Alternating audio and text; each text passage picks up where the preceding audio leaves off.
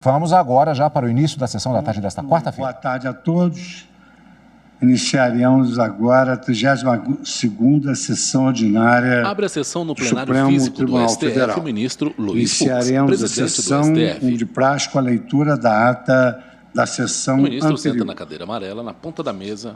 Ata da em formato da letra 31ª U sessão invertida. ordinária do plenário do Supremo Tribunal Federal, realizada plenário inteiramente físico por do videoconferência STF, em Carmen 4 de Lília Oliveira de novembro de Souza, 2020. assessora-chefe do plenário. Presidência do senhor ministro Luiz Fux. Presentes A à sessão, assessora está de senhores pé. ministros Marco À direita do Aurélio, Gilmar presidente Mendes, Luiz Ricardo Fux. Lewandowski, Carmen Lúcia, Dias Toffoli, Rosa Weber, Roberto Barroso, Edson Com Fachin e divisas de Alexandre de acrílico Moraes. Procurador-Geral da transparente. República, doutor Antônio Augusto Brandão de Aras. Abriu-se a sessão às 14h17, sendo lida e aprovada a ata da sessão anterior. Não havendo destaque, considero aprovada a ata e gostaria de saudar todos os eminentes ministros e advogados presentes. Trata-se de uma continuidade de julgamento, não sem antes saudar aqui a primeira presença do ministro Nunes Marques aqui no nosso plenário. Queria desejar, em nome de todos, a ele que tivesse uma carreira profícua e brilhante, tal como fez até a sua chegada à Suprema Corte. Seja muito bem-vindo, ministro Nunes Marques.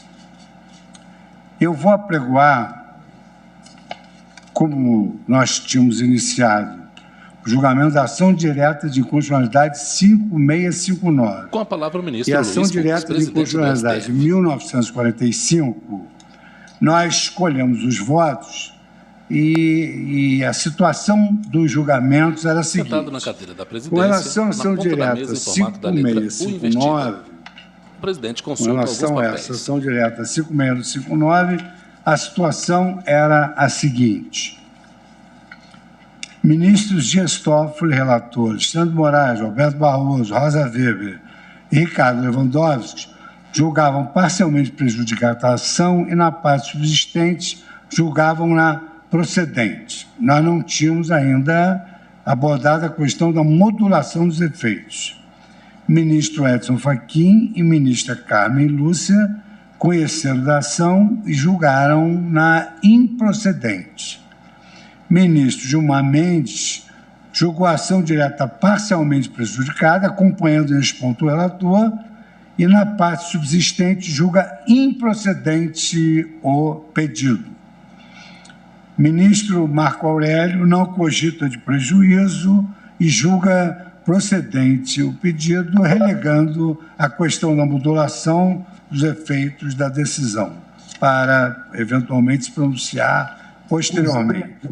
Presidente, pela ordem. Pois não.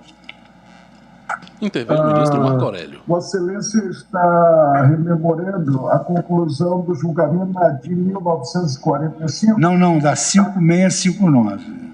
Ah, sim. Agora rememoro a ação direta de constitucionalidade 1945, da relatoria da ministra Carmen Lúcia. E aqui nós temos a seguinte situação de julgamento. Ministra Carmen Lúcia, relatora, julga parcialmente prejudicada a ação direta quanto ao parágrafo 3º do artigo 3º da Lei Mato-Grossense e na parte remanescente julga improcedente pedido, no que foi acompanhada pelo ministro Edson Fachin. Ministro Dias Toffoli, Sandro Moraes, Roberto Barroso, Rosa Weber e Ricardo Lewandowski acompanham a ministra Carmen Lúcia quanto à prejudicialidade e, no mérito, divergem em parte da Em pauta, relatora julgamento a fim de conjunto julgar ADI parcialmente 5659 procedente a ADI ação direta, 1945. deixando para o momento oportuno a modulação dos efeitos. Eu pedi vista dos autos e, como já se debateu o tema, eu pedi vista dos autos porque havia uma controvérsia sobre a questão da incidência do ICM ou a incidência do ISS.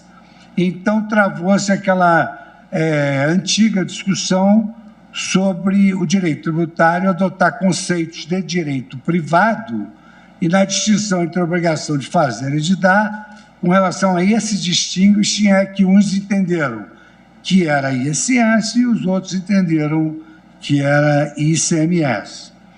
E eu relembro aos senhores que eu tive a oportunidade de relatar umas ações sobre a incidência do ISS sobre os planos de saúde, e entendi que, além dos conceitos de direito privado, dos quais se vale o direito tributário, há também conceitos de direito constitucional. Com a palavra o ministro Porque a Luiz Constituição Fux, Federal, presidente do STF. quando ela pretendeu se referir à ICMS, ela o fez expressamente. Quando ela quis se referir à ISS, ela fez expressamente. Só que, subjacentemente, a Constituição também se referiu à expressão serviços de qualquer natureza. E com relação a essa dicção constitucional, eu entendi na oportunidade que era um conceito típico de direito constitucional que não poderia ser contrariado por conceitos privados inerentes a obrigações de dar e de fazer. Então, exatamente por isso, eu estou sintetizando que os debates já foram travados, considerando essa posição que foi a vencedora naquela oportunidade. Eu estou votando no sentido da incidência exclusiva do ISS na linha do entendimento da divergência aberta pelo ministro Dias Toffoli, e o acompanho em ambos os feitos, tanto na ação direta 1945 quanto na ação direta 5659. Ação essa que o ministro Dias Toffoli iniciou pela sua votação para depois trazer o seu voto vista na ação direta 1945. Então, o presidente consulta alguns papéis o ministro Dias Toffoli, que por seu turno foi acompanhado por outros eminentes ministros dessa casa, e com muito prazer agora eu passo a palavra ao ministro Nunes Marques, que fará a sua estreia aqui, para nosso prazer, pela figura que representa para todos nós. Boa tarde a todos. Muito obrigado pela palavra, presidente. Boa tarde a todos os colegas. Como já havia anunciado no início, em que pese essas pautas estarem disponíveis quase de forma semestral, eu estou no meu 4º dia útil do tribunal. Sim. E só tive acesso ao sistema na segunda-feira. Então, em razão disso, eu peço a compreensão dos colegas. Eu quero pedir vista desse processo e me comprometo em trazer com a maior brevidade possível. Então, eu vou proclamar de forma bem sintética, após o voto vista do ministro Luiz Fux, pediu vista o ministro Nunes Marques. Eu chamo agora para julgamento conjunto ministro Dias Toffoli. Chamo agora para julgamento conjunto com sustentação oral. O presidente recebe alguns papéis da secretária-chefe. As ADI 5469 e recurso extraordinário 1287019.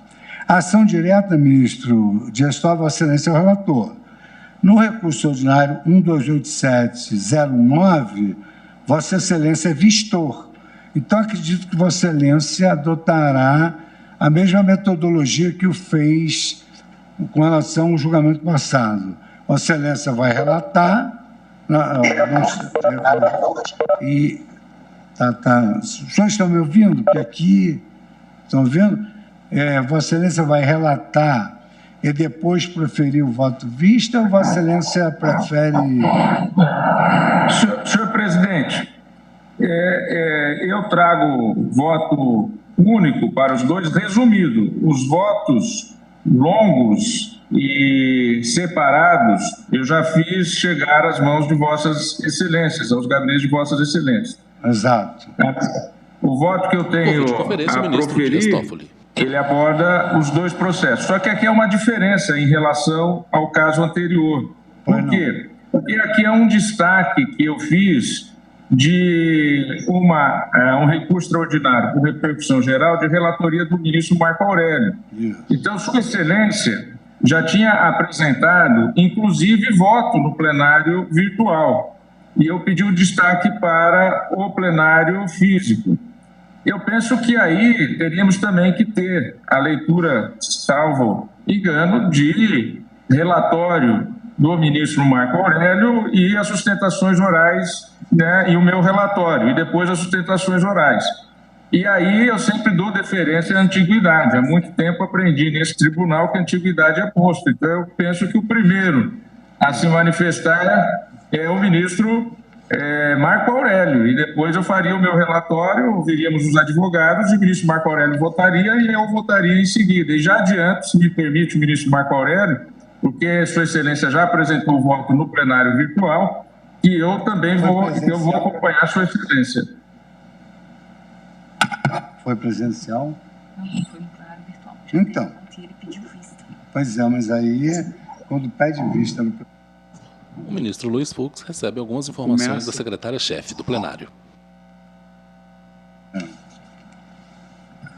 Ministro Dias Toffoli, só para nós dirimirmos aqui uma questão formal, se Vossa Excelência pudesse me auxiliar com a sua experiência de ex-presidente. No recurso extraordinário, 1.287.019, foi plenário virtual, estava no plenário virtual, e Vossa Excelência pediu vista. Com a palavra o ministro Luiz Fux, presidente do STF. Tanto no destaque quanto no pedido de vista, volta-se abre origem ao julgamento como se fosse o plenário físico. E aí Vossa Excelência... Foi o que foi decidido numa questão de ordem, quando eu estava na presidência, inclusive eu fiquei vencido, mas foi o que se decidiu.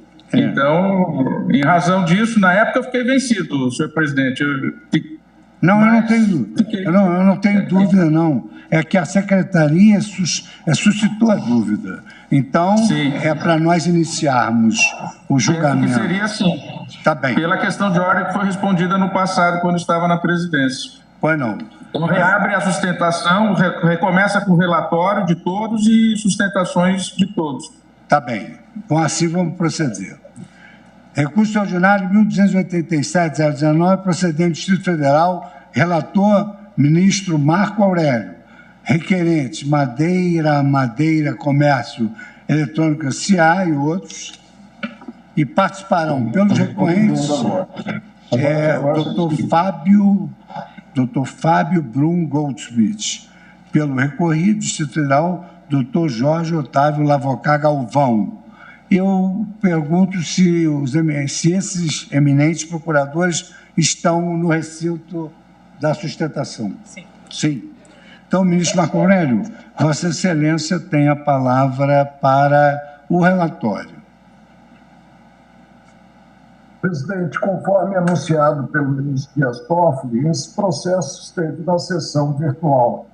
E, portanto, o meu relatório e voto já são do conhecimento dos colegas, e eu não sei se o público em geral teve acesso ao sistema virtual, né? O que houve no início da votação, eu penso que o conhecimento é a partir desse início da votação, se não me falha a memória, quanto ao que deliberado em sessão administrativa. O que nós temos, presidente, no caso, uma discussão para saber se há necessidade ou não de vir a vale uma lei complementar à Constituição versando a matéria, ou seja, a cobrança do diferencial alusivo à alíquota interestadual do imposto sobre operações relativas à circulação de mercadorias e serviços CMS, introduzido pela emenda constitucional número 87, 2015. O contribuinte não teve vitória junto ao Tribunal de Justiça. Daí daí a existência deste recurso extraordinário. Tem um relatório circunstanciado e aludo ao que é articulado pela recorrente e digo que nós teremos as sustentações da tribuna. Digo que foi reconhecida já, como consignou o ministro Dias Toffoli, a repercussão geral do tema. Por isso, estamos julgando o extraordinário.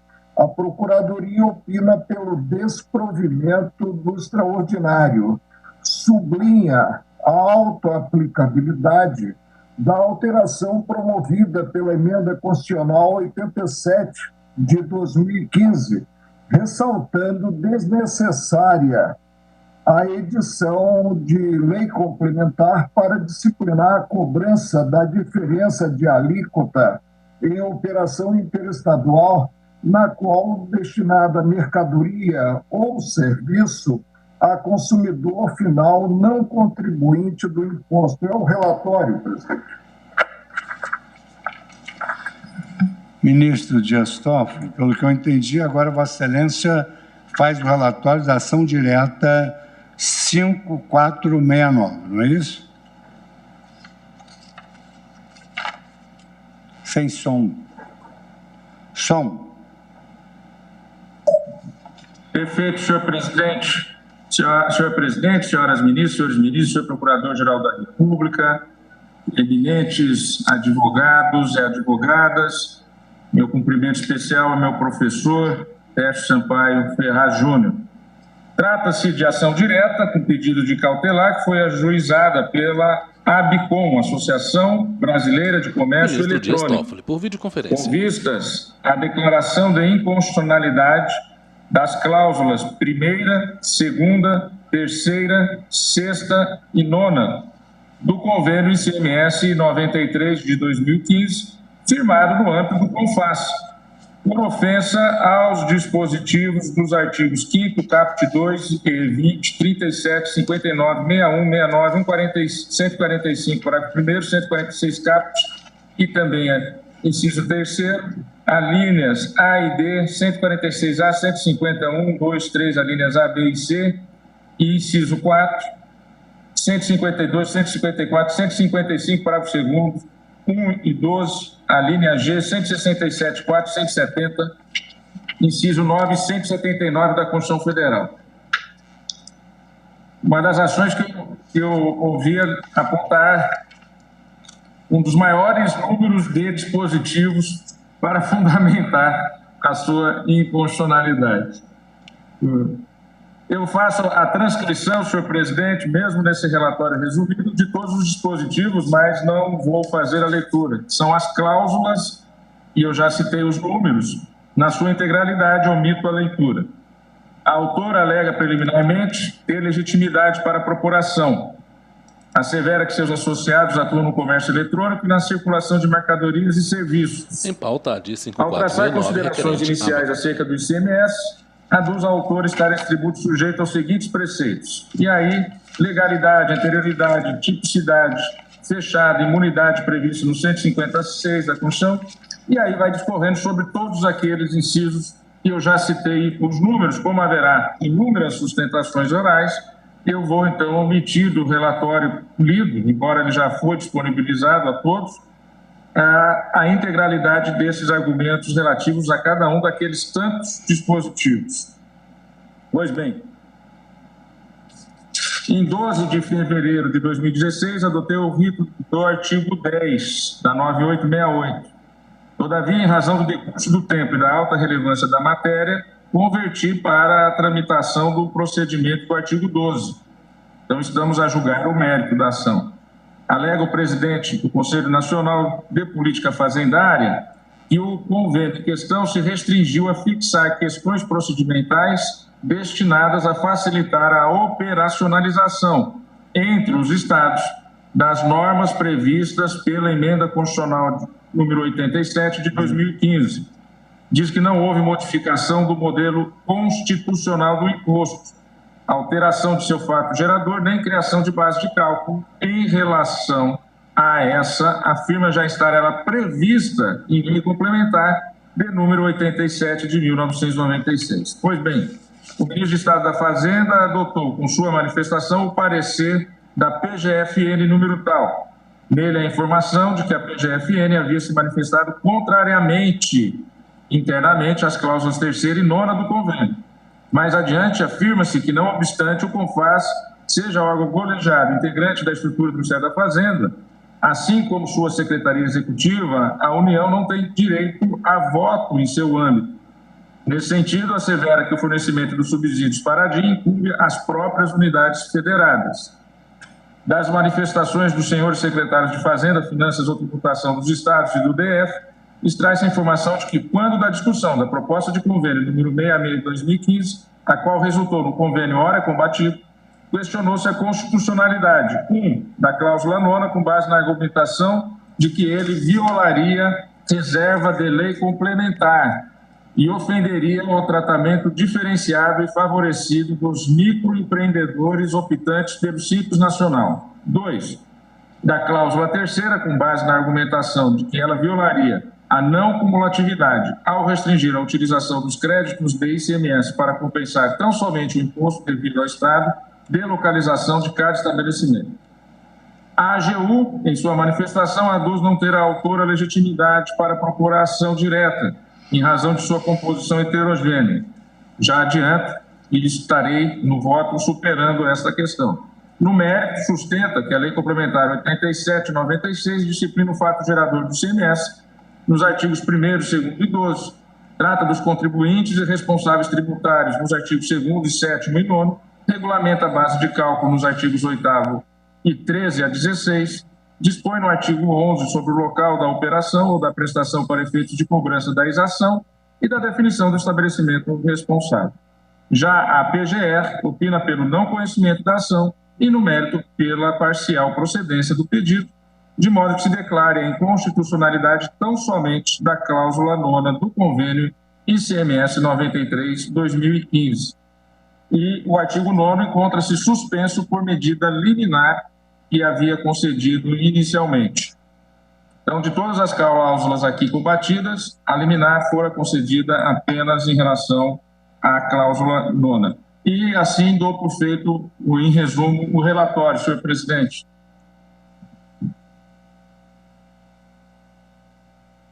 Então, fim dos relatórios, eu, pela ordem das ações anunciadas... O ministro-presidente consulta alguns papéis em sua mesa. Eu convido para falar pelos recorrentes, pelo tempo regimental de 15 minutos, o doutor Fábio Brum Goldschmidt, que falará pela Madeira, Comércio Eletrônico S.A. e outros.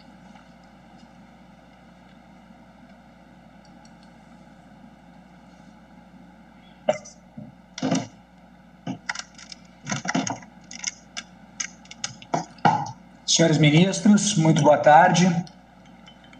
Senhor Procurador-Geral da República, muito boa tarde.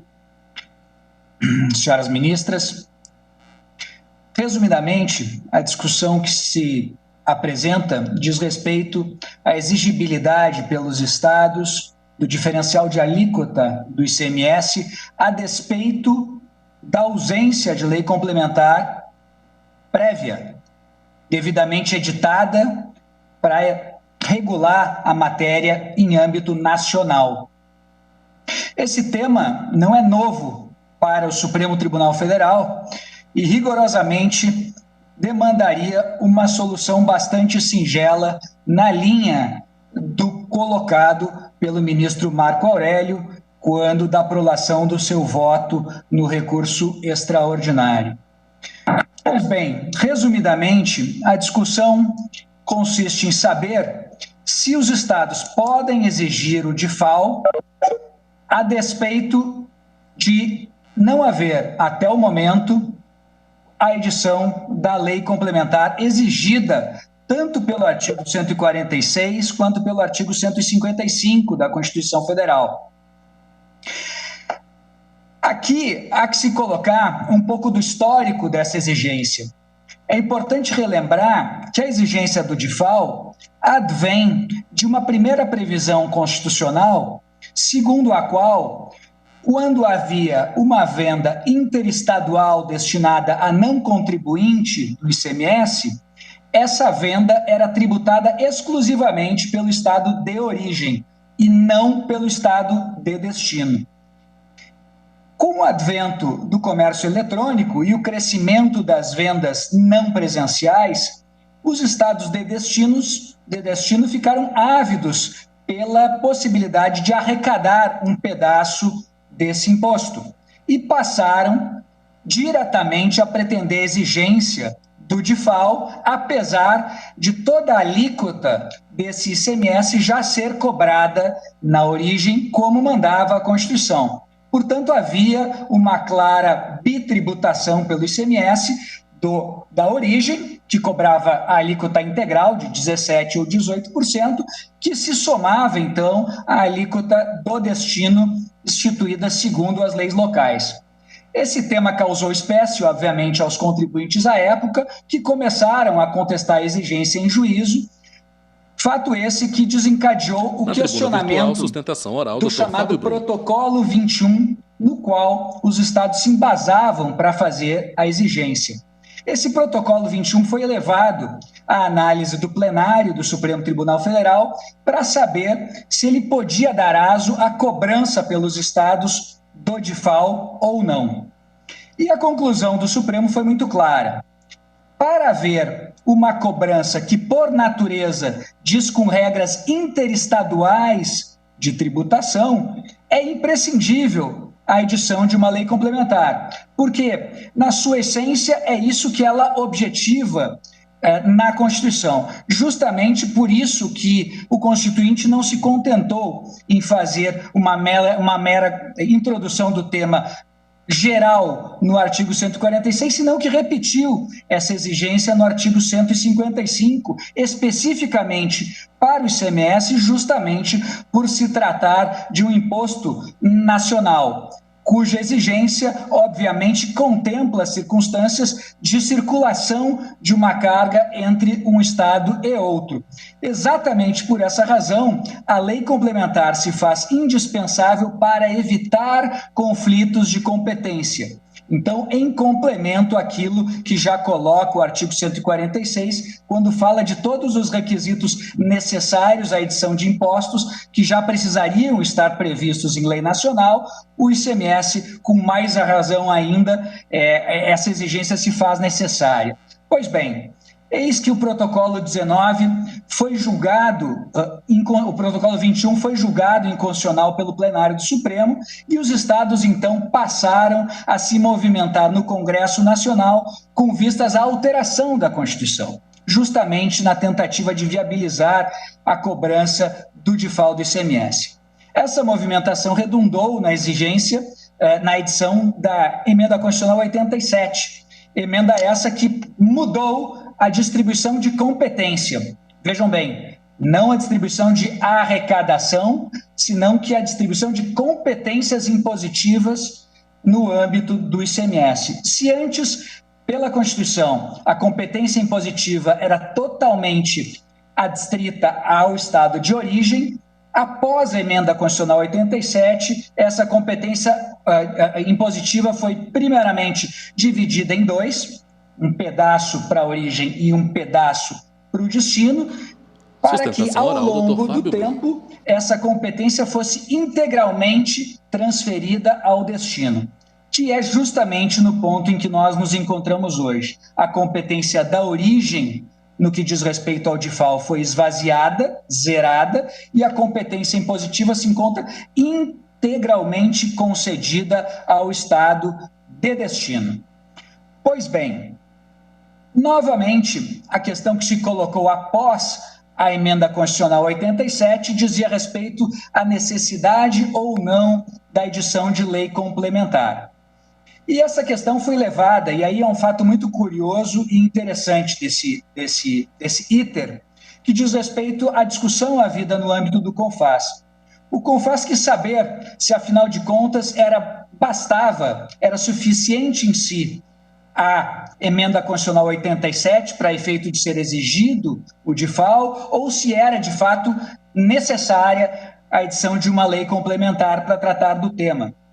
E, com isso, decidiram fazer uma consulta formal ao órgão consultivo do CONFAS, a PGFN, para saber é constitucional ou não os estados editarem diretamente a lei estadual, o regulamento do ICMS e fazer exigência do DIFAL, ou eles necessitam aguardar a prévia edição de lei complementar.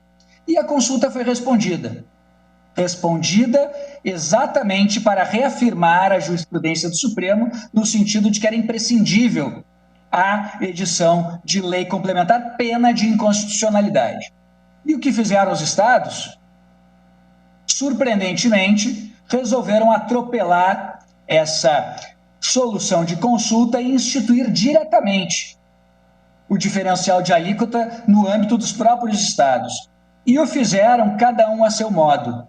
O fizeram alguns adotando uma sistemática de base de cálculo, outros adotando outra sistemática de base de cálculo e com inúmeras outras diferenças entre a forma de instituição, diferenças essas importantíssimas quando se trata de definir a formatação nacional desse imposto. Ministros julgam ação sobre o recolhimento de alíquotas de impostos sobre a operação que destinam bens e serviços ao consumidor final localizado em outro estado. Ao estado de destino físico da mercadoria, outros estados entendem que o DIFAL cabe ao local de destino jurídico da mercadoria. Isso, por si, já cria uma enorme confusão e exigências dobradas do imposto.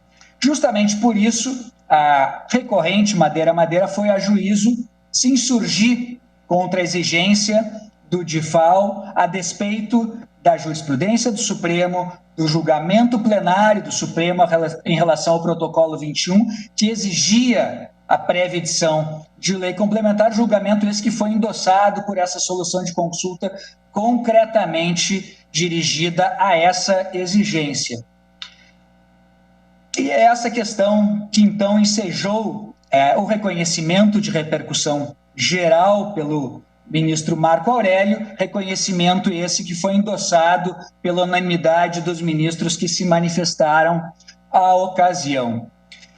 Exatamente e singelamente por essas razões, senhores ministros, é que se espera que seja reconhecido pelo plenário mais uma vez que não pode ser exigido pelos estados o DIFAL sem a prévia edição de lei complementar. Vejam que o convênio 93, que pretendeu, no fundo, fazer as mesmas vezes que já fazia o protocolo 21, esse convênio 93 extravasa suas funções constitucionais, ele não trata de incentivo fiscal, não trata de isenção, senão que pretende regular a matéria como um todo. E vejam, matéria essa que os próprios estados hoje fazem tramitar um projeto de lei complementar no Congresso que está andando normalmente. Quer dizer, por um lado, eles reconhecem na prática a necessidade de lei complementar e fazem tramitar um projeto de lei complementar e, por outro, defendem, em sua maioria, porque há estados que nos próprios autos aqui reconhecem a necessidade de lei complementar, paradoxalmente, mas o fato existe um projeto, esse projeto está tramitando e o projeto por si só, mais uma vez, reitera essa necessidade de edição de lei complementar. Por quê? Porque estão ocorrendo problemas práticos, exigências dobradas que implicam retenção de carga, implicam negativa de certidões negativas, implicam suspensões de inscrições estaduais dos contribuintes, enfim, uma série de problemas graves que estão se perpetrando justamente porque as regras vão além da mera regulação de peculiaridades locais pelos estados. As regras que vêm sendo editadas, elas pretendem abarcar a exigência como um todo, inclusive emprestando efeitos extraterritoriais na prática às legislações locais, porque interferem sim nas relações entre os estados e implicam sim na exigência dobrada de ICMS em inúmeros casos. São essas, brevemente, as colocações que eu gostaria de trazer ao exame de Vossas Excelências, esperando que seja provido o recurso extraordinário e afastada a exigência do DIFAL pelos estados, em especial pelo Distrito Federal, contestado especificamente no âmbito desse mandado de segurança. Muito obrigado. Muito obrigado, doutor Fábio Goldschmidt. Agora, eu convido a assumir a tribuna virtual para usar a palavra o doutor Jorge Otávio Lavocá. Esclarecendo, doutor Jorge, que Vossa Senhoria teria 10 minutos para falar com o amicus curiae na ação direta de inconstitucionalidade. Então, eu concedo a Vossa Excelência, assim como concedi ao recorrente, 15 minutos para que Vossa Excelência disponha sobre ambos os feitos. A ação o recurso extraordinário 1287019 e a ação direta de inconstitucionalidade 5469.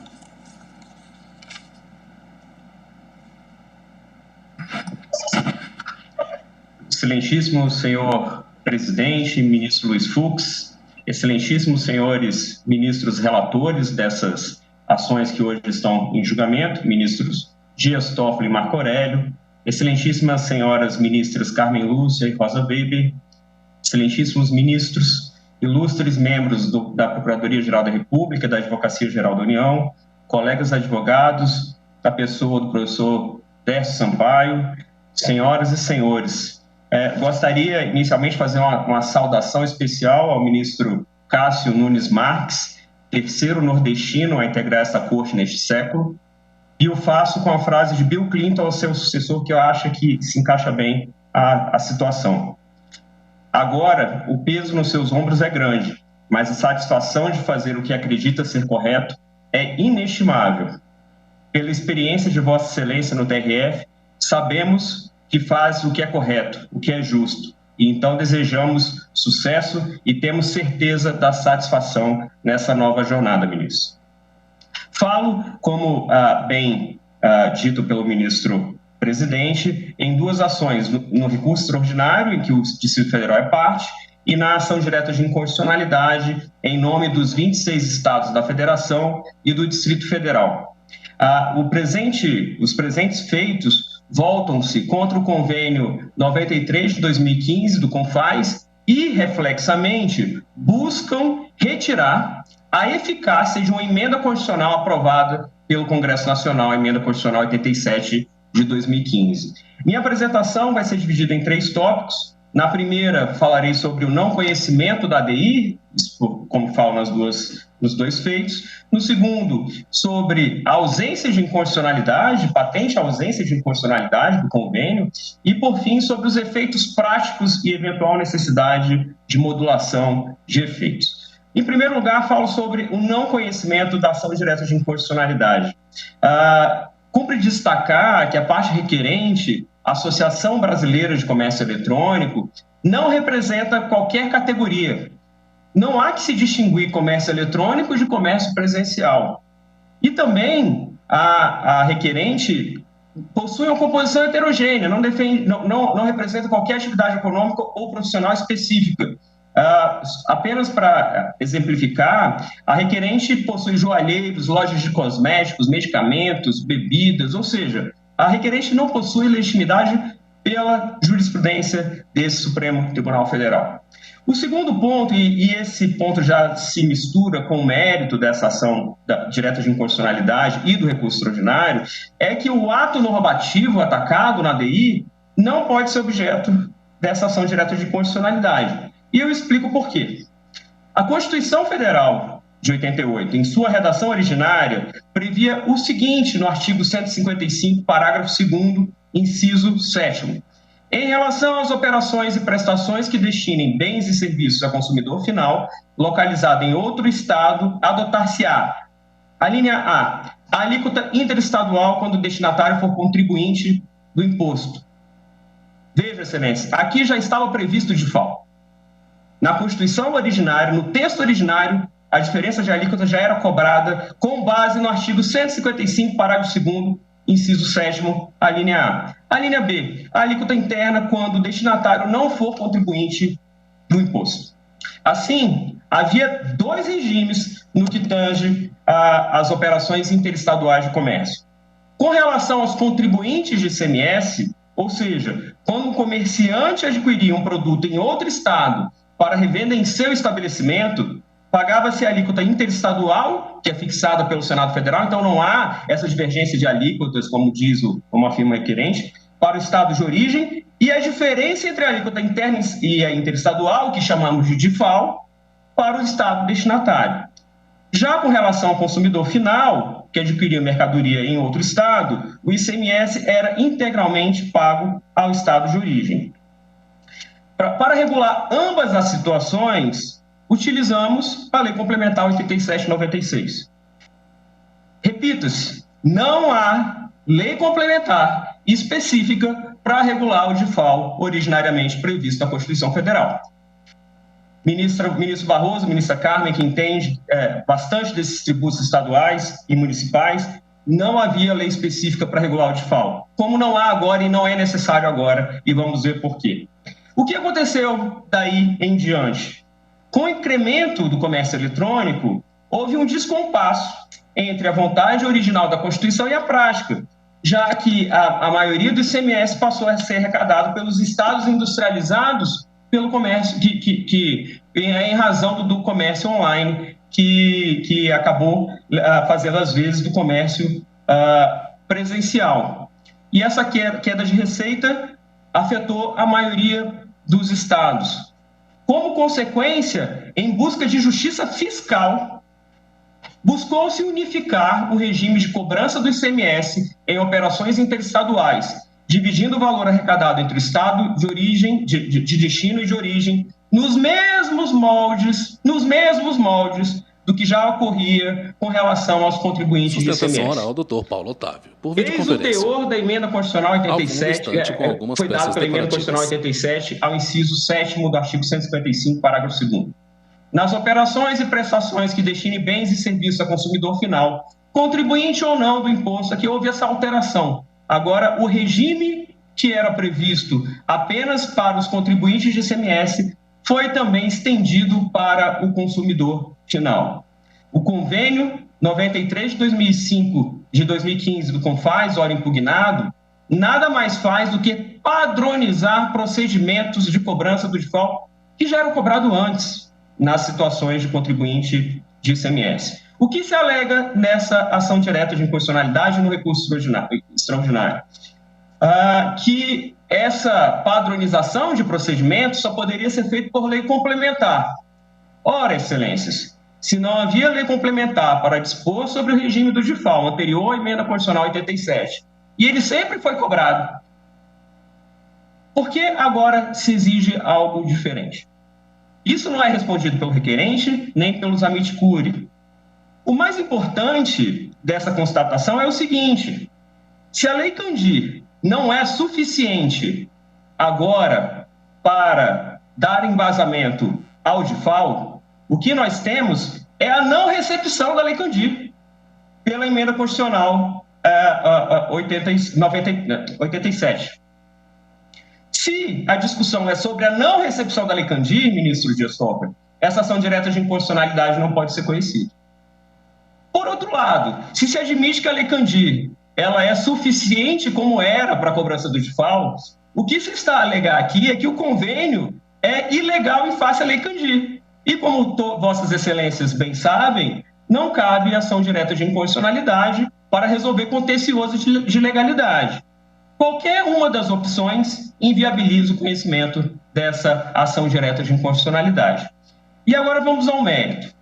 Com relação à eficácia plena da Emenda Constitucional 87 de 2015, é evidente a desnecessidade de lei complementar quando se percebe que a Emenda Constitucional deu nova redação ao artigo 99 do ADCT. E o que diz o artigo 99 do ADCT? Diz o seguinte: para a arrecadação do DIFAL, será arrecadado na seguinte proporção entre o estado destinatário e o estado de origem. Inciso 1, para o ano de 2015, 20% para o estado de destino e 80% para o estado de origem. Inciso 2, Para o ano de 2016, 40% para o estado de destino e 60% para o estado de origem. E assim anualmente até chegar em 2019, e falando o seguinte, a partir de 2019, 100% para o estado de destino.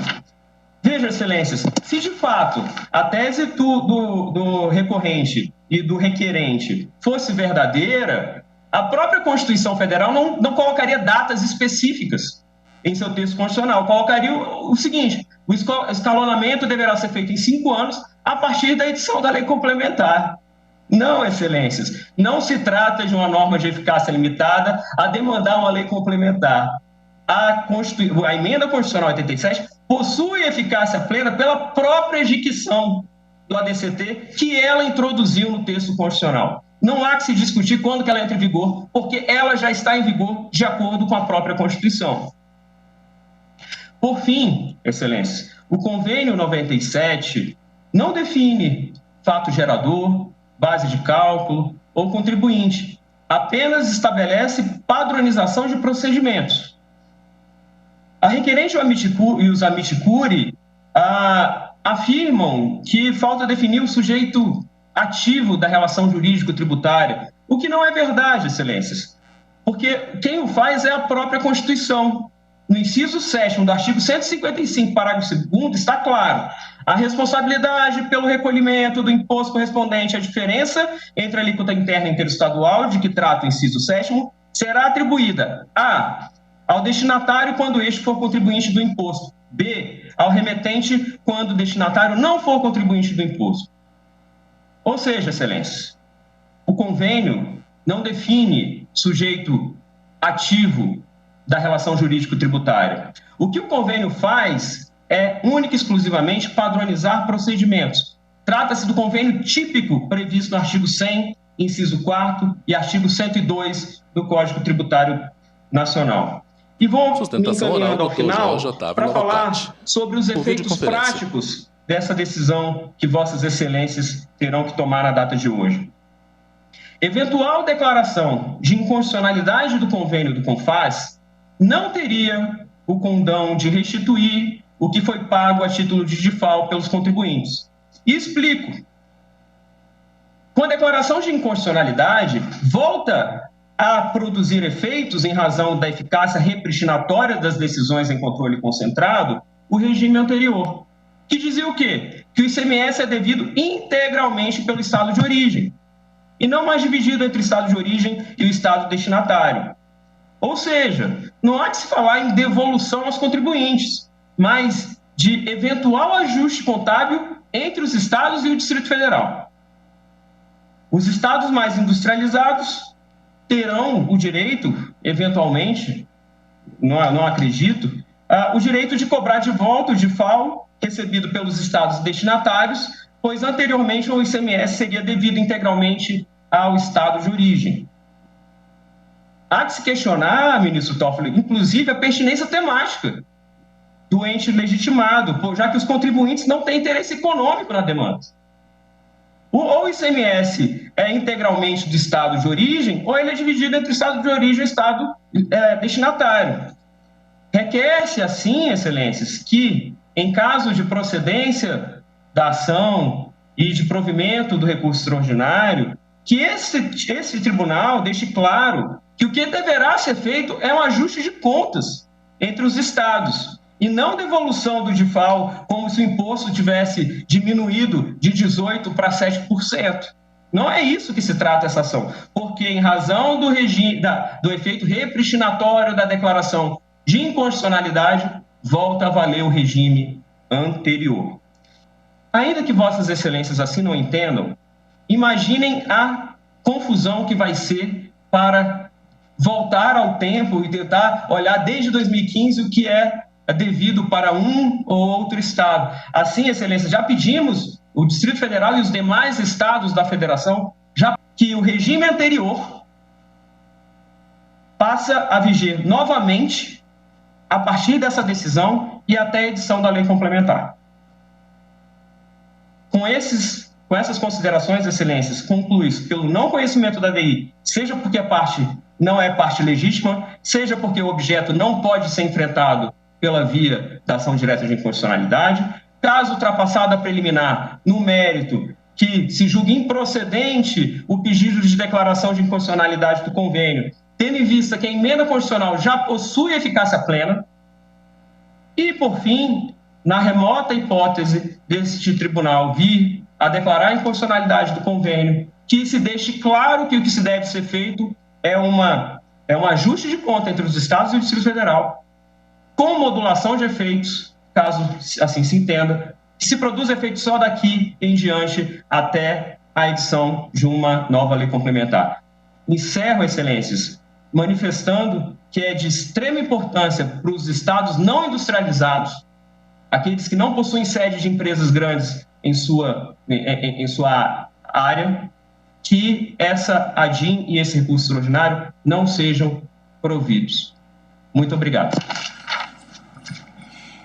Muito obrigado, doutor Jorge Otávio Lavoccar Galvão. Ministro Luiz Fux, eu agora também passo a palavra para a ABECOM, doutor Eduardo Carvalho Borges, que também falará por 15 minutos, porque é a requerente na ADI 5469.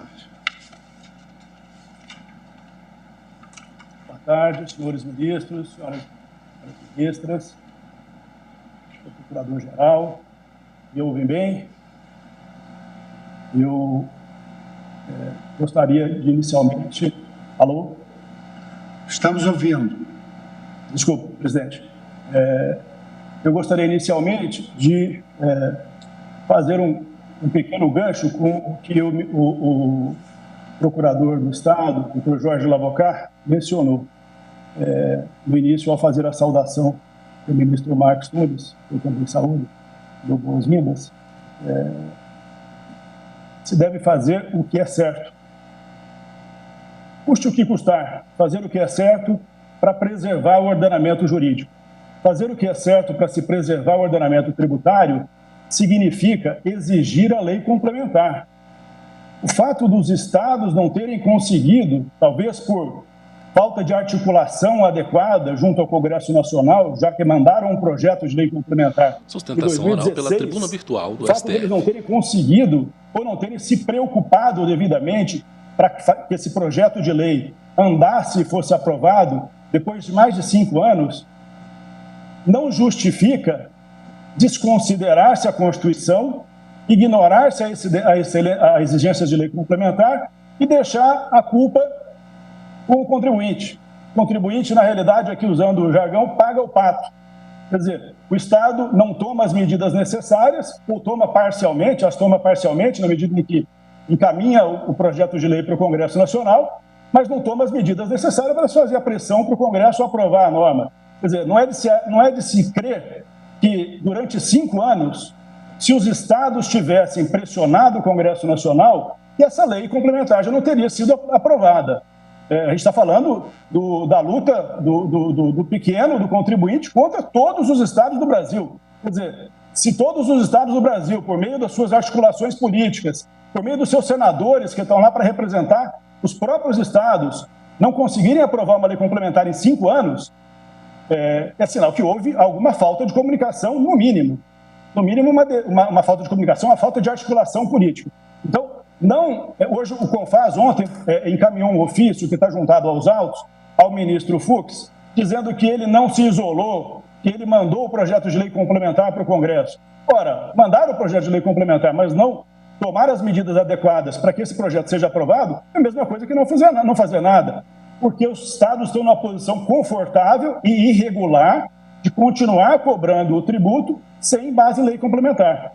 Então, eu queria deixar isso muito claro, porque dá a impressão que a culpa é dos contribuintes. Os contribuintes estão querendo se beneficiar por terem apresentado uma medida judicial para que o seu direito seja observado, para que o seu direito ao devido processo legal, na tribuna virtual, o advogado Eduardo Borges. A proteção e garantias constitucionais que são dadas aos contribuintes no capítulo das garantias constitucionais sejam respeitadas. Ora, isso não é favor nenhum ao contribuinte. O contribuinte merece, tem o dever de ver esses preceitos respeitados. O Estado que tome as medidas necessárias do lado dele para aprovar a lei complementar.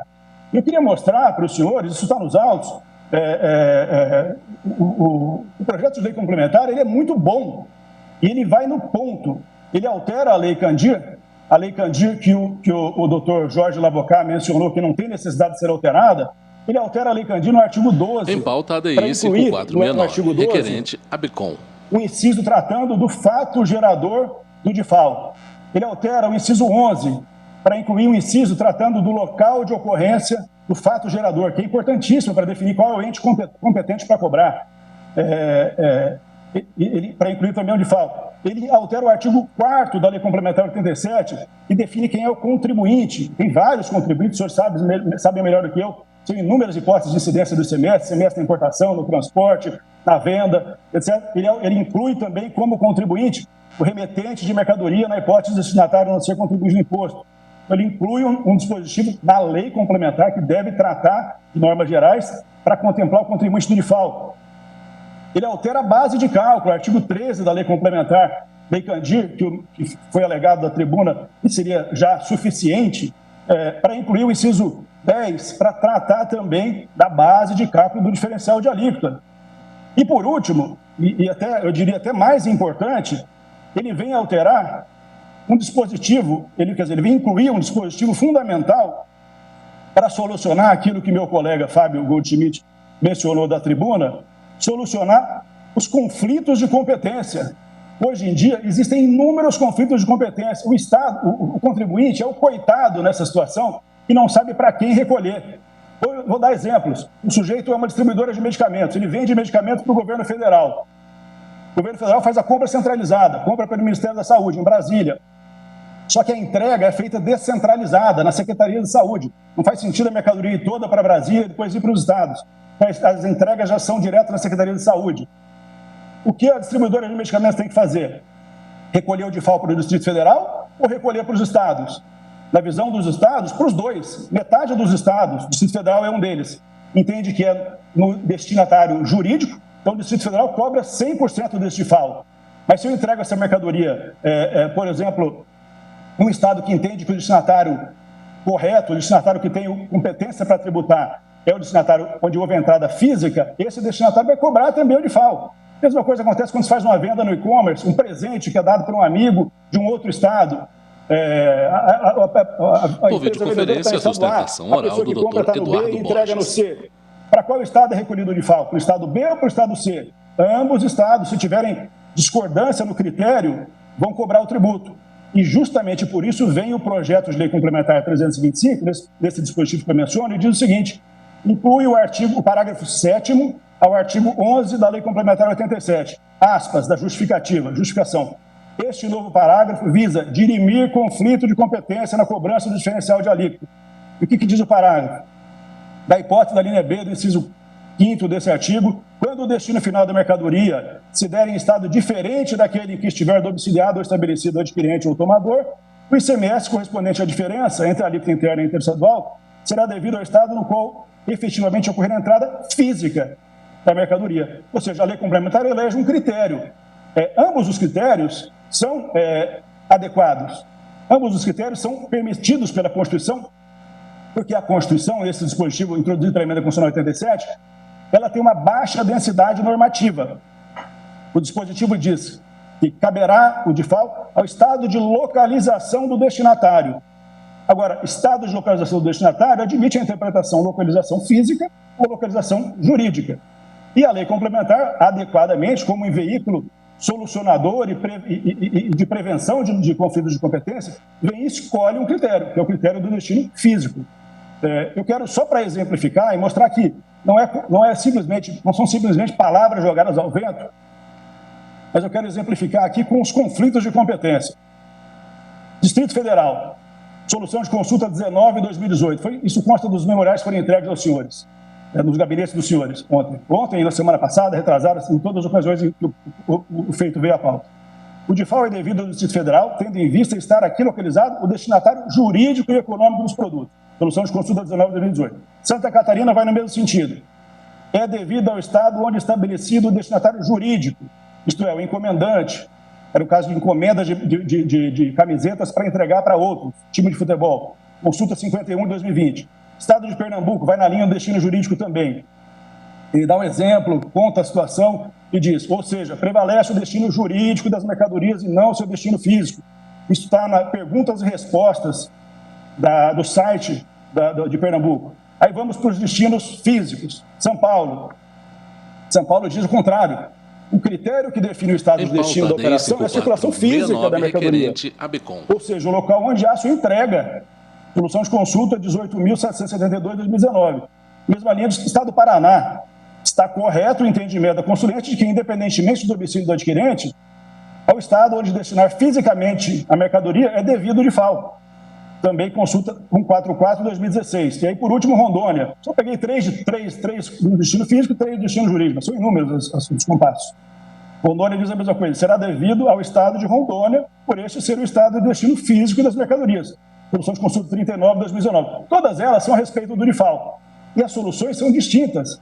E quando aplicadas a um caso onde os 2 estados estão envolvidos, ou 2 estados ou até mais estão envolvidos, surge o conflito de competência e surge a necessidade da lei complementar, que está prevista no 146 para definir regras gerais, mas também para solucionar conflitos de competência e está reforçada no artigo 155 da Constituição. E agora eu volto para a sustentação do nobre advogado do Distrito Federal, o Dr. Jorge Lavocá, que menciona que a lei complementar 87 seria suficiente. Olha, não bastasse essa quantidade de alterações propostas, quando ele diz que ela é suficiente, que ela não prevê a incidência do DIFAL, já o DIFAL antigo, que já era cobrado numa venda interestadual para um contribuinte, venda de bem de uso e consumo, ou venda de ativo imobilizado, que saía com a alíquota interestadual do estado de origem, no estado de destino era tributado pelo DIFAL, assim como o frete também, por ser um serviço interestadual. A lei complementar, ao contrário do que foi alegado, talvez não tenha percebido, mas a lei complementar prevê, sim, 87 de 96, uma hipótese de incidência do DIFAL, o que é prova de que ela já reconhecia que havia necessidade de prever a incidência do DIFAL. E eu quero ler aqui também, sobre esse tema, o trecho, muito pequeno, são 3 pequenos parágrafos do parecer dos professores Sacha Calmon e Isabel Derzi, que foram entregues também aos senhores, explorando esse ponto, mostrando que a lei complementar 87 já conhecia a figura do DIFAL e já a havia regulamentado para uma hipótese, a hipótese do frete, lá no passado. Depois da emenda constitucional não foi alterada. Diz o seguinte,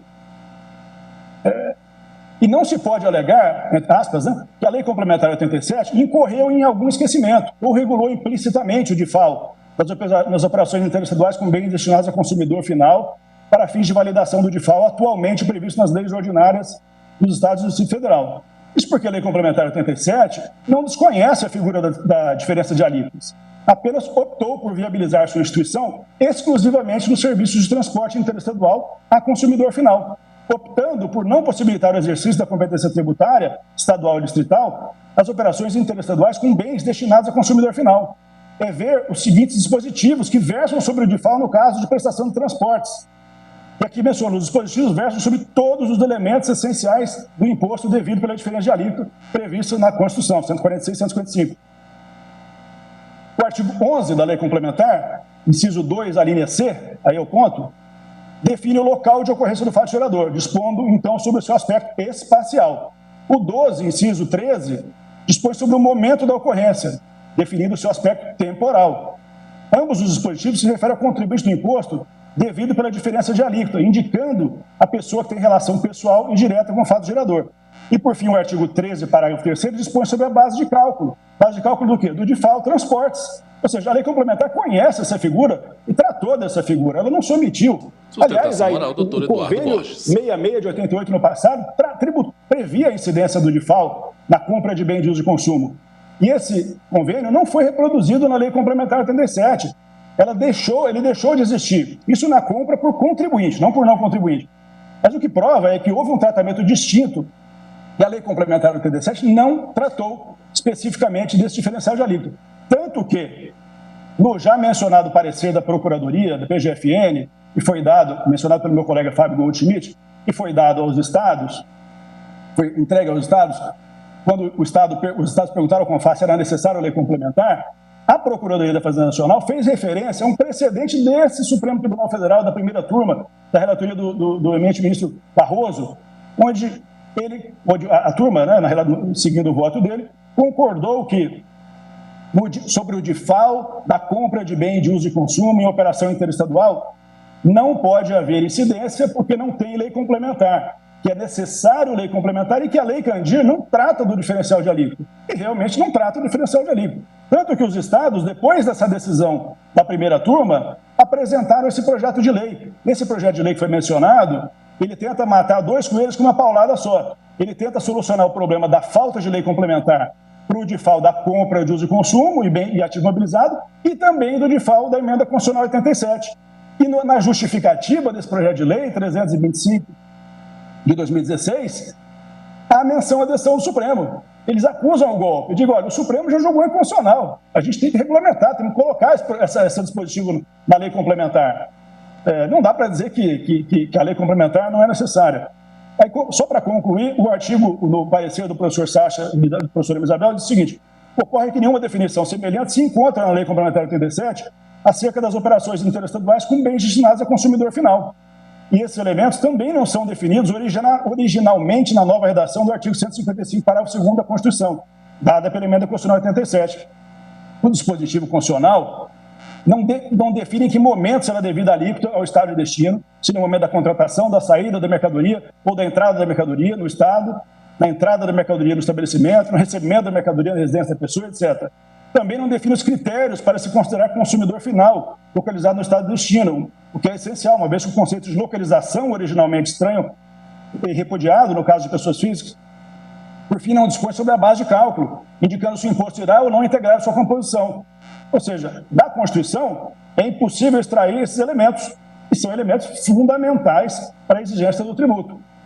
Tanto que os próprios estados divergiram quando da aprovação do convênio 93 de 2015 sobre a base de cálculo.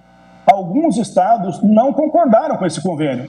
Em pauta, ADI São Paulo, por exemplo, foi um deles. Esse convênio foi aprovado na modalidade autorizativa, no sentido de que nem todos os estados anuíram esse convênio. E onde estava o cerne da discussão? A cerne da discussão estava na base de cálculo. Alguns contribuintes, alguns estados entendiam que a base de cálculo deveria ser dupla, ou seja, uma base de cálculo para o ICMS da origem interestadual e uma outra base de cálculo para o estado de destino, para cobrar o DIFAL. E é interessante que os próprios... há uma notícia que mostra essa divergência de entendimentos e o porquê não houve essa aprovação. Eu estou tentando encontrar aqui o trecho específico aqui. Aqui foi o seguinte, diz o seguinte: na reunião ordinária do COTEP, que é a Comissão Técnica do ICMS, foi, aspas, definido a sistemática de cálculo. Olha, o CONFAS definiu a sistemática de cálculo para o diferencial de alíquota usando a base dupla. Os estados do Rio Grande do Sul, Santa Catarina, Paraná e São Paulo não concordaram com a forma de cálculo. Posteriormente, veio o convênio 152. Aí diz o seguinte, a notícia: esta versão da nota técnica retira da tabela da sistemática de base de cálculo dupla, anteriormente aprovada no CONFAS, uma vez que o convênio 152 redefiniu o uso de base de cálculo única. Ou seja, o CONFAS define e redefine base de cálculo como se coubesse a ele definir base de cálculo de tributo. Senhores, é um caso nítido de violação à Constituição, de abuso do contribuinte e ainda um pedido de modulação após o Estado estar ciente desse abuso que ele está praticando. Na prática seria, vamos dizer assim, castigar o contribuinte por ter socorrido ao Poder Judiciário. Meu tempo se esgotou, eu agradeço, fico à disposição. Obrigado, presidente. Muito obrigado, doutor Eduardo Carvalho Borges. Agora falarão pelos Amit Cury, pela Fiesp, o doutor Roque Antunes Carrasa, e pelo Colégio Nacional de Procuradores Gerais, não, já falou o doutor Otávio Lavocá, e pelo Amicus Cury, FEComércio, doutor Tércio Sampaio Ferraz. Em razão exatamente da faixa etária dos eminentes advogados, eu daria a palavra, primeiramente, com o Amicus Cury, para falar sobre, em nome da FEComércio, o doutor Tércio Sampaio Ferraz, que disporá do tempo regimental de 15 minutos para a sua sustentação.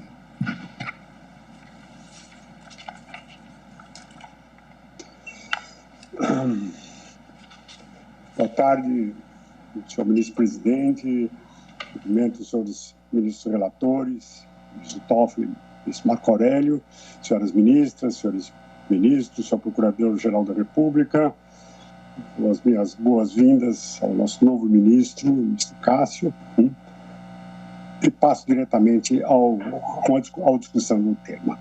O tema na ADI é a admissibilidade da cobrança do diferencial de alíquotas, de FAO do ICMS, não? Previsto nessa emenda constitucional número 87 de 2015, sem a edição de lei complementar. Essa é a questão. São vários os focos e são vários os argumentos levantados. Dentre eles, chamaria atenção para aquele que se alega por não implicar uma nova exação, nem nova hipótese de incidência, ou base de cálculo, sujeição passiva do tributo pré-existente. A hipótese seria de que a emenda é suficiente para fundamentar, sem prévia edição de lei complementar específica, a possibilidade dos Estados se instituírem válida e plenamente a sua exigência por lei ordinária. Eu gostaria de me focar num ponto. A hipótese remete a uma alegada eficácia plena da emenda constitucional 87. Com perdão da singeleza do enfoque, eu lembro que a eficácia é um atributo normativo que tem a ver com a produção de efeitos. O regramento normativo é plenamente eficaz se tem as condições de produzir todos os efeitos, vale dizer, ter condições normativas enfáticas de ser aplicado e obedecido. Me parece óbvio que uma norma é plenamente eficaz dentro de um conjunto normativo. Aliás, é isso que realça o professor José Afonso da Silva. Para apreciar a eficácia plena de uma norma, é preciso compreendê-la, diz ele, dentro do conjunto de disposições reguladoras de um determinado instituto. Porque, às vezes, a impressão de eficácia plena se desfaz quando se olha o conjunto necessário à sua aplicabilidade imediata. Eu gostaria de me focar nesse ponto. Quando se fala em conjunto, nós estamos falando de um sistema.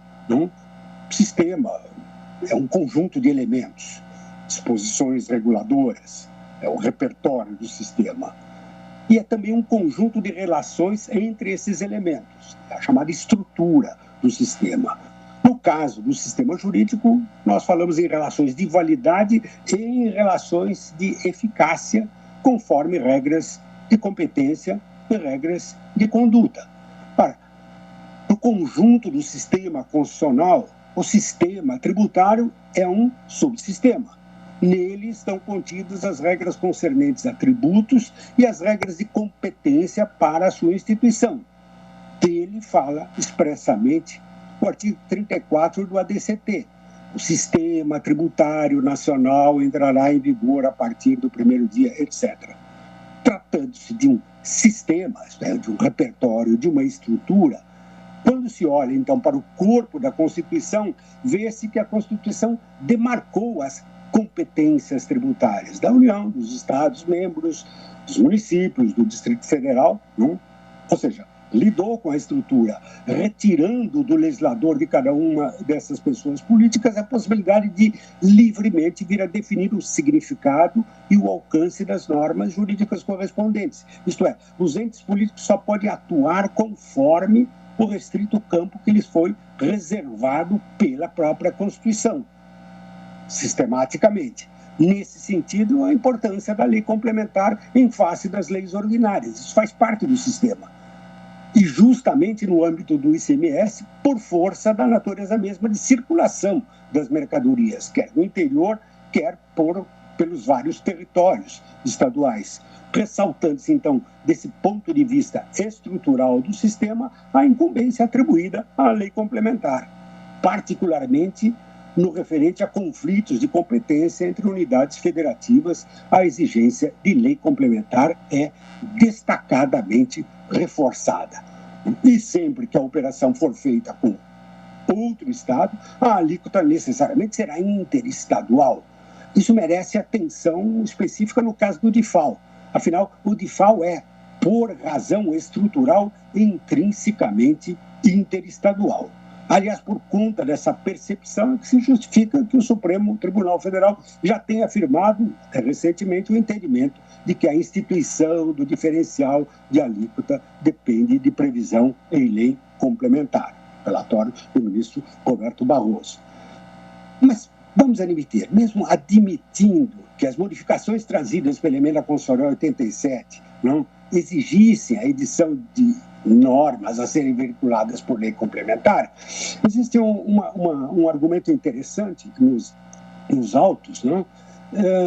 Que discute-se, enquanto não editada essa lei complementar, se aos estados e ao Distrito Federal deveria ser reconhecida a competência para regular provisoriamente a matéria pela via dos convênios. E, no presente caso, o convênio ICMS número 93, de 2015, teria pretendido, à falta da lei complementar, tratar de normas gerais a respeito da nova sistemática dessa emenda constitucional número 87, regulamentando onde seria devido o tributo, qual seria seu fato gerador e quem seria o contribuinte. Nesse ponto, eu me reportaria a um argumento trazido aos autos pelo Estado de Minas Gerais.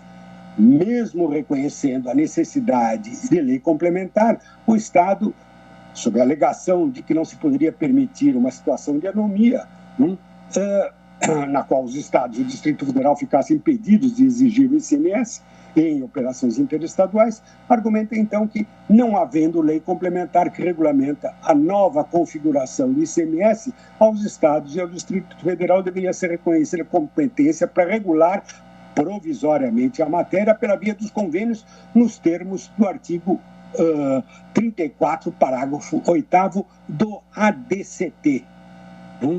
E isso num sentido muito peculiar. Como essa regra constitucional do ADCT permitiu a edição do convênio ICMS número 66 em 1988, que então regulamentou o ICMS até a edição da Lei Complementar 87 de 96, teria voltado a ganhar sentido e força normativa em razão dessa alteração substancial à vida agora no ICMS, a Emenda Constitucional número 87, nós poderíamos fazer uma recuperação daquele dispositivo do artigo 34, parágrafo 8º do ADCT. Me foco nessa questão.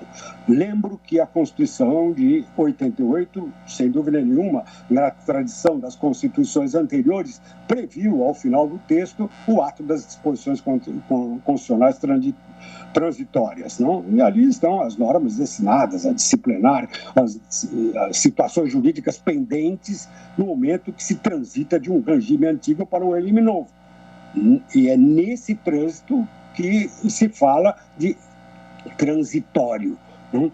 Transitório significa aqui que não são normas autônomas. O ADCT não são normas autônomas, mas vinculadas ou com a velha ou com a nova ordem. E, nesse sentido, elas introduzem particularidades na disciplina explícita ou implícita veiculada pelas normas novas e referente à velha ordem. Por consequência, elas são normas submetidas a um exaurimento progressivo, ou às vezes até instantâneo, pela superveniência da situação concreta por ela prevista, o que lhe esgota a eficácia. Chamaria atenção para esse ponto. A hipótese de exaurimento da eficácia a afetar a validade normativa é conhecida na teoria jurídica. Kelsen refere-se a ela ao afirmar que a norma destituída inteiramente de eficácia perde a validade. Nós poderíamos falar nesse sentido de uma caducidade normativa que ocorre pela superveniência de uma situação cuja ocorrência torna a norma inválida sem que ela precise ser revogada. Essa situação pode se referir ao tempo, ela não fixa um prazo terminal da sua vigência, quando ele é complementado, ela deixa de valer. Ou pode se referir a uma condição de fato.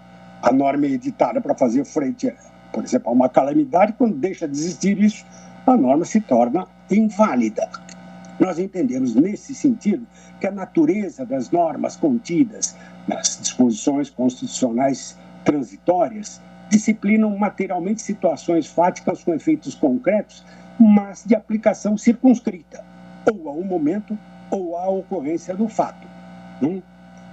Pois bem, seja num caso, seja no outro, ela se esgota. E quando ela se esgota, ela não pertence ao sistema no sentido de norma válida. Ela não pode ser repristinada. E esse, me parece, é o caso ostensivo do artigo 34, parágrafo 8º do ADCT. Neles estão contidas disposições transitórias a ajustar a vigência do novo sistema tributário nacional, dando-se tempo para as entidades estatuais se aparelharem. No parágrafo 8º se fazia referência ao artigo 155.2 da Constituição.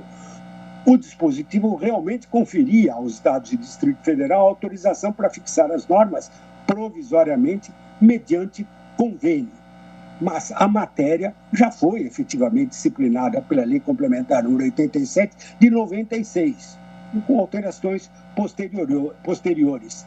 Trata-se, portanto, de disposição transitória que se esgotou e, ao se esgotar, saiu do sistema. Não se repristina. Não faz sentido, dentro desse arcabouço sistemático, dela extrair razões para disciplinar situações e problemas permanentes, de caráter geral e futuro.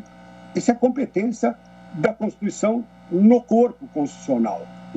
Essas são as normas destinadas a conformar e regular permanentemente a ordem constitucional em toda a sua extensão.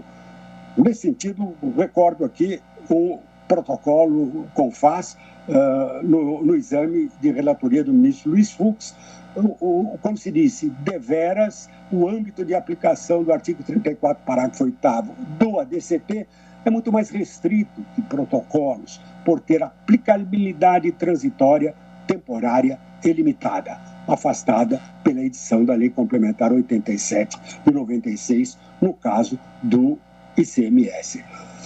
Concluo, nesse sentido, no presente caso, que o convênio ICMS número 93 de 2015, ainda que tenha tratado, limitando-se, de normas gerais em face de uma nova sistemática trazida pela Emenda Constitucional número 87 de 2015, não pode ser utilizado para fixar provisoriamente normas para as quais a Constituição Federal exige lei complementar, sob pena de violação da estrutura normativa do sistema tributário.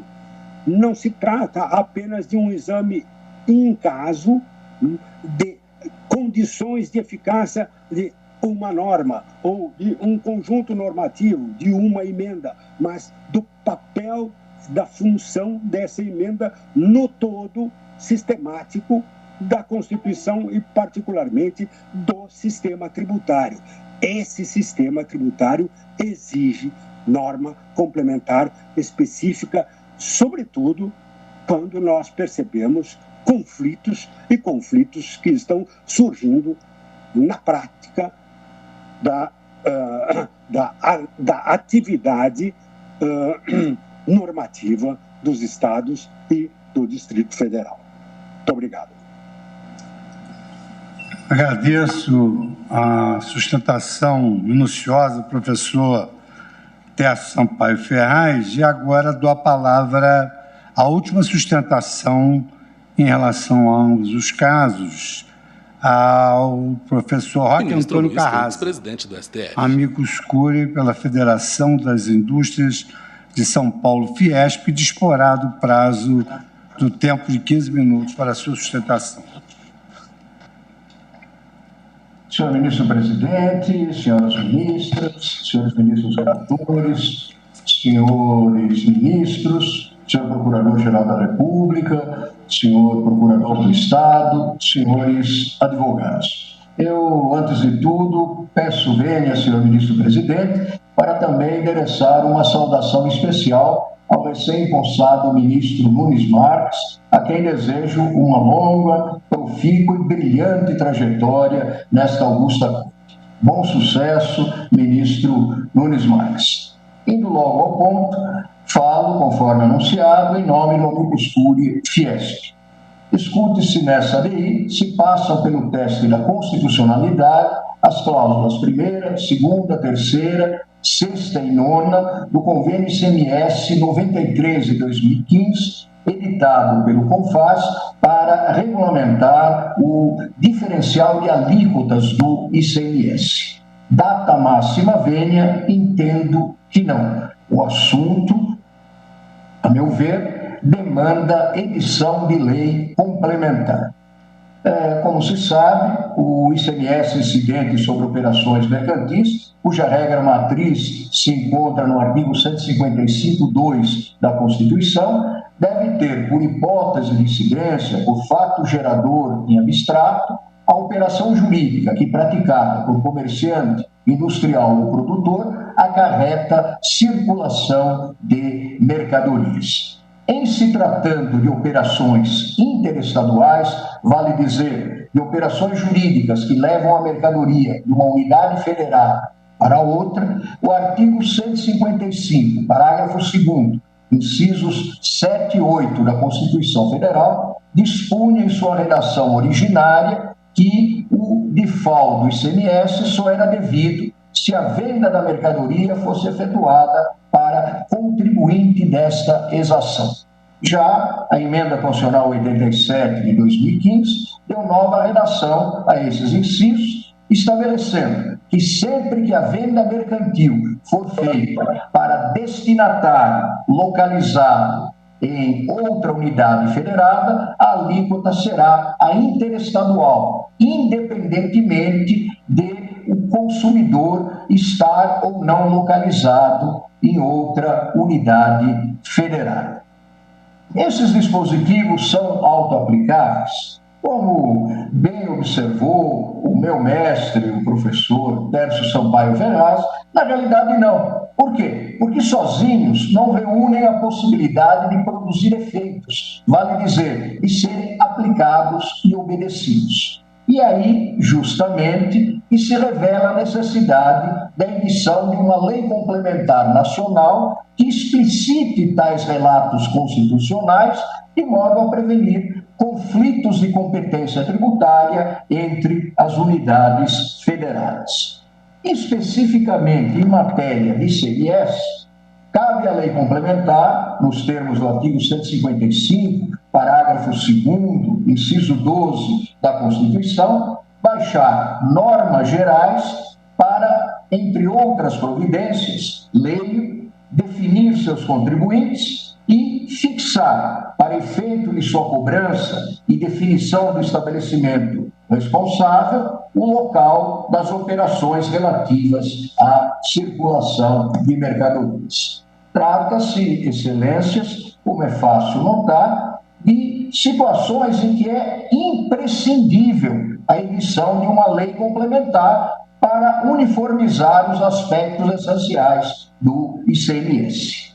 Muito bem, retomando o assunto central, questiona-se nessa ADI se o convênio ICMS 93 de 2015 podia ter estabelecido, como de fato estabeleceu, que nas operações interestaduais o default será devido à unidade federada onde o destinatário jurídico da mercadoria estiver localizado, ainda que ela venha entregue em outra unidade federada.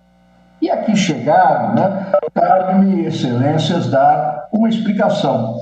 Eu já sustentei não haver necessidade de emissão de uma lei complementar nacional disciplinando o assunto. Entendia que os princípios da autonomia estadual e da autonomia do Distrito Federal se sobrepunham à vontade do Congresso Nacional a ser manifestada numa lei complementar.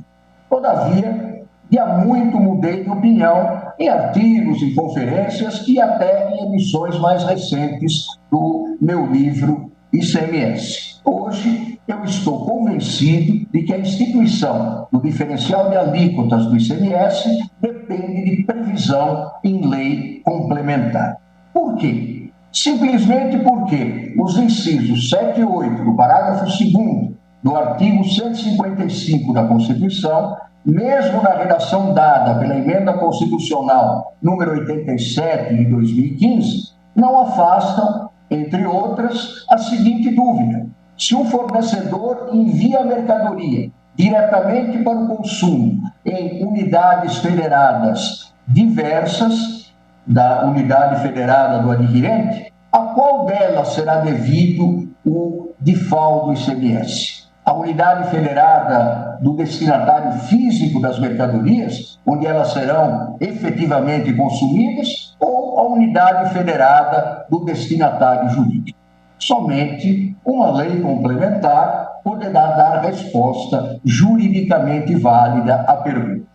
É que, no caso, como é de compreensão intuitiva, as duas unidades federadas estão em tese credenciadas a exigir o DIFAL do ICMS. Tanto que algumas já entendem que ele é devido no domicílio do adquirente, portanto, do destinatário jurídico, ao passo que outras no domicílio do destinatário físico, onde se dá a Tribuna virtual, a sustentação oral, Dr. Roque Antônio o domicílio do adquirente. E, claro, como a vontade legislativa de uma unidade federal não pode prevalecer sobre a de outra, se por mais não fosse, em função da igualdade jurídica das pessoas políticas, faz-se imprescindível a edição de uma lei complementar para afastar o potencial conflito. Há, como se vê, uma reserva de competência para que lei complementar regule o DIFAL. Vai daí que os estados e o Distrito Federal estão impedidos de valer-se do disposto nos incisos 7 e 8 do parágrafo 2º do artigo 155 da Constituição, enquanto não for editada uma lei complementar que agora sim dará segurança jurídica aos contribuintes e evitará conflitos entre as unidades federadas. Naturalmente, essa lei complementar deverá anteceder a edição das leis ordinárias dos estados e do Distrito Federal, pois é justamente nela que encontrarão fundamento de validade. Mas, excelências, é o caso de novamente se indagar. Na medida em que tal lei complementar não foi editada, podem os estados e o Distrito Federal suprir, colmatar a lacuna com apoio no artigo 24, parágrafo 3º da Constituição? Entendo que não. Esse parágrafo 3º permite, é certo, que a falta de lei federal sobre normas gerais, os estados e o Distrito Federal editem lei local, mas frise-se só para atender às suas peculiaridades.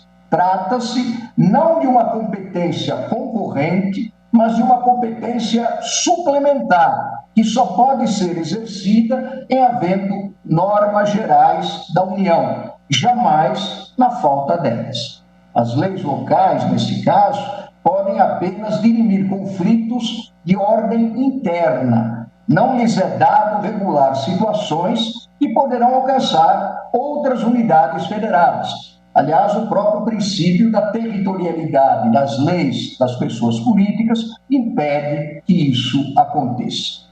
Entretanto, mesmo depois de dada a estampa à imprescindível lei complementar, os estados e do federal não poderão diretamente aplicá-la aos casos concretos. Deverão, para tanto, editar leis ordinárias fazendo as devidas adequações. De fato, considerando que, no caso, a lei complementar apenas veiculará normas gerais acerca do novo DIFAL, esse não poderá ser aplicado sem o veículo introdutor pertinente, qual seja a lei ordinária de cada estado e do Distrito Federal.